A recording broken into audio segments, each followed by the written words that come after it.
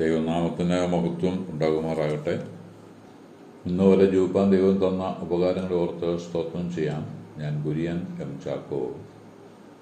മർക്കോസ് എഴുതിയ സുവിശേഷം 7-ാം അധ്യായം 24 മുതൽ 30 വരെയുള്ള വാക്യങ്ങൾ വായിക്കട്ടെ. യേശുക്രിസ്തു യാത്ര ചെയ്ത് സീദോന്റെയും സോറിന്റെയും അതിർനാട്ടിൽ ചെന്ന് ആ വീട്ടിൽ കയറി. അധികം ആരും അറിയരുത് എന്ന് വിചാരിച്ചുവെങ്കിലും മറിഞ്ഞിരിക്കുവാൻ കഴിഞ്ഞില്ല. അശുദ്ധാത്മാ ബാധിച്ച ചെറിയ മകളുള്ള സ്ത്രീ അവൻ്റെ വസ്തുത കേട്ടിട്ട് വന്ന് അവൻ്റെ കാൽക്കൽ വീണു. അവൾ സുറോഹോയ്ക്ക ജാതിയിലുള്ള ഒരു യവന സ്ത്രീയായിരുന്നു. തൻ്റെ മകളിൽ നിന്ന് ഭൂതത്തെ പുറത്താക്കുവാൻ അവൾ യേശുവിനോട് അപേക്ഷിച്ചു. യേശു അവളോട്, മുമ്പ് മക്കൾക്ക് തൃപ്തി വരട്ടെ, മക്കളുടെ അപ്പമെടുത്ത് ചെറുനായ്ക്കൾക്ക് കൊടുക്കുന്നത് നന്നല്ല എന്ന് പറഞ്ഞു. അവൾ അവനോട്, അതേ കർത്താവേ, ചെറുനായ്ക്കളും മേശയ്ക്ക് കീഴെ കുട്ടികളുടെ അപ്പനുറുക്കുകളെ തിന്നുന്നുവല്ലോ എന്ന് പറഞ്ഞു. യേശു അവളോട്, ഈ വാക്ക് നിമിത്തം പൊയ്ക്കൊള്ളുക, ഭൂതം നിന്റെ മകളെ വിട്ടു പോയിരിക്കുന്നു എന്ന് പറഞ്ഞു. അവൾ വീട്ടിൽ വന്നാറെ മകൾ കിടക്കമേൽ കിടക്കുന്നതും ഭൂതം വിട്ടുപോയതും കണ്ടു. യേശു കർത്താവിൻ്റെ ലോക ജീവിത കാലഘട്ടത്തിൽ പല വീടുകളിൽ കടന്നു ചെന്ന് ദുഃഖിതരെ ആശ്വസിപ്പിക്കുകയും പീഡിതരെ വിടുവിക്കുകയും രോഗികളെ സൗഖ്യമാക്കുകയും ചെയ്തിട്ടുണ്ട്. അങ്ങനെ ഒരു നാൾ സീദോന്റെയും സോറിന്റെയും അതിർനാട്ടിലുള്ള ഒരു വീട്ടിലും ചെന്നു. ആ ഭവനത്തിൽ അല്പം വിശ്രമിക്കണം എന്ന് ആഗ്രഹിച്ചാണ് അവിടെ എത്തിയത്. എന്നാൽ തന്നെക്കുറിച്ചുള്ള കേൾവി അവൻ്റെ മുമ്പേ പാഞ്ഞതിനാൽ തൻ്റെ സാന്നിധ്യം വേഗത്തിൽ ദേശത്ത് പരന്നു. അത് സ്വാഭാവികവുമാണ്. സുഗന്ധവസ്തു ഒരിടത്ത് ഇരുന്നാൽ മതി, ചുറ്റുപാടുകളിൽ സുഗന്ധം വ്യാപിപ്പാൻ ഇടവരും.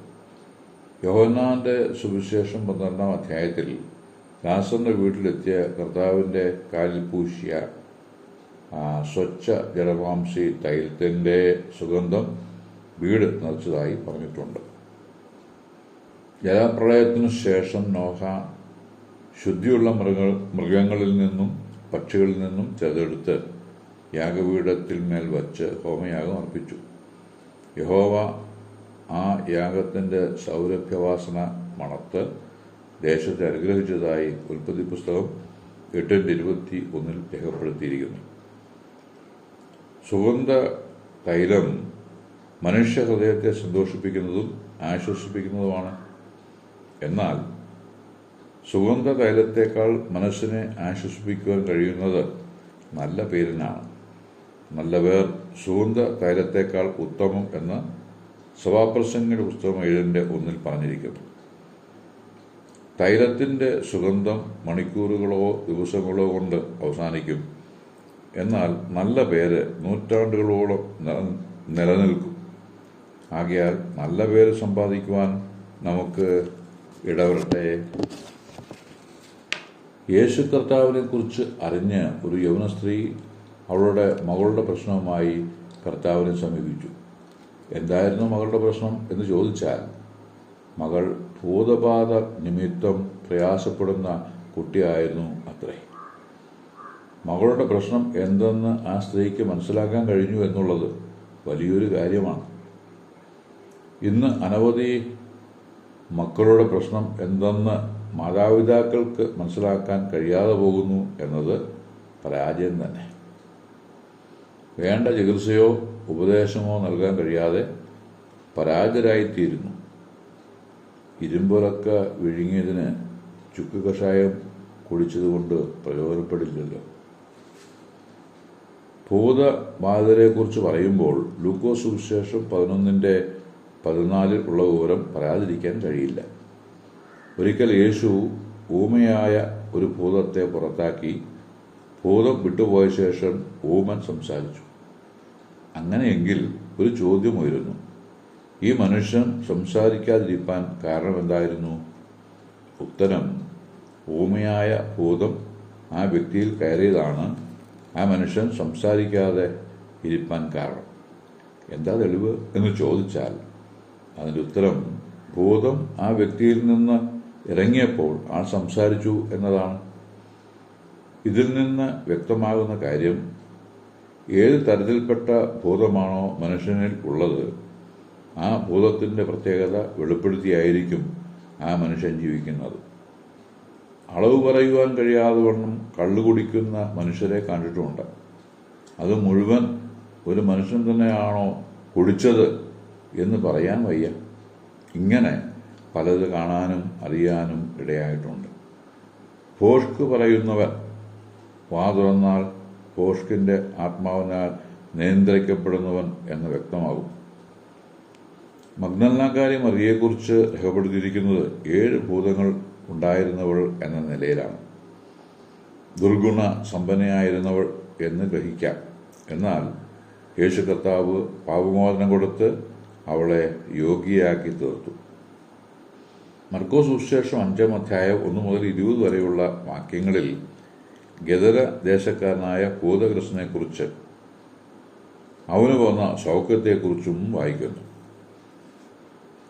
അസാധാരണ നിലയിൽ അക്രമവാസന പ്രകടമാക്കുന്നവനും സമൂഹത്തിൻ്റെ പേടി സ്വപ്നവുമായിരുന്ന ഭൂതഗ്രസ്തൻ അവനെ നിയന്ത്രിക്കുവാനുള്ള അവരുടെ സകല പരിശ്രമങ്ങളും പരാജയത്തിൽ കലാശിച്ചു.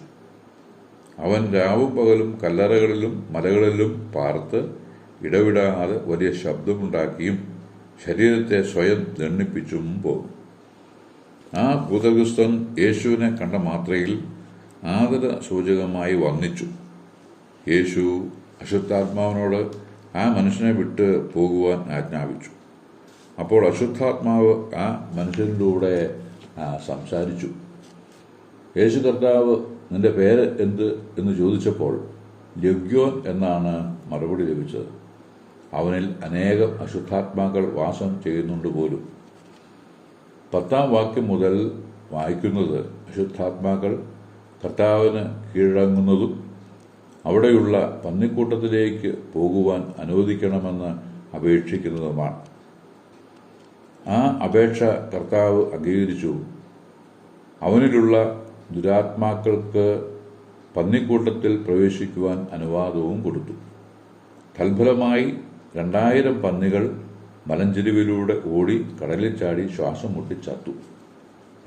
ഇവിടെ വെളിപ്പെടുന്ന ഞെട്ടിക്കുന്ന വസ്തുത എന്തെന്നാൽ ഒരു മനുഷ്യൻ വഹിച്ചുകൊണ്ട് നടന്ന ദുരാത്മാക്കളെ വഹിക്കുവാൻ 2000 പന്നികൾക്ക് പോലും കഴിഞ്ഞില്ല എന്നതാണ്. പന്നികൾ ചത്തവിവരം അവയെ മേയിച്ചുകൊണ്ടിരുന്നവർ ഓടിച്ചെന്ന് പട്ടണങ്ങളിലും നാട്ടിലും അറിയിച്ചു. സംഭവിച്ചത് കാണുവാൻ പലരും പുറപ്പെട്ട് യേശുവിൻ്റെ അടുക്കൽ വന്നു.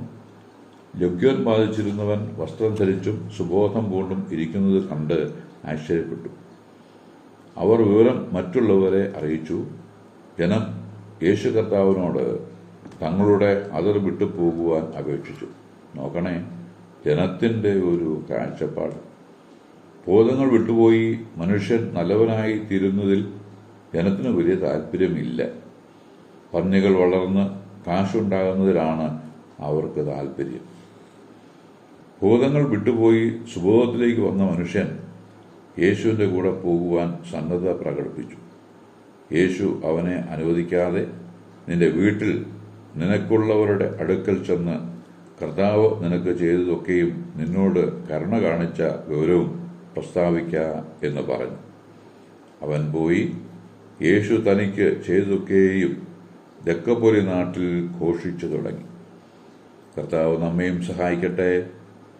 ഒരു മനുഷ്യൻ്റെ ആത്മാവ് ഭൂമിയിലെ സകല പന്നികളെക്കാളും വിലയേറിയതാണ് എന്നറിഞ്ഞ് ആത്മാക്കളുടെ ഉടവനിലേക്ക് കണ്ണുകൾ ഉയർത്തി യോഗ്യമായി ജീവിപ്പാൻ കർത്താവ് ഏവരെയും സഹായിക്കട്ടെ എന്ന് ആശംസിച്ച് വാക്കുകൾക്ക് പൂർണ്ണവിരാമം കുറിക്കുന്നു. ദൈവനാമം മഹത്വപ്പെടുമാറാകട്ടെ.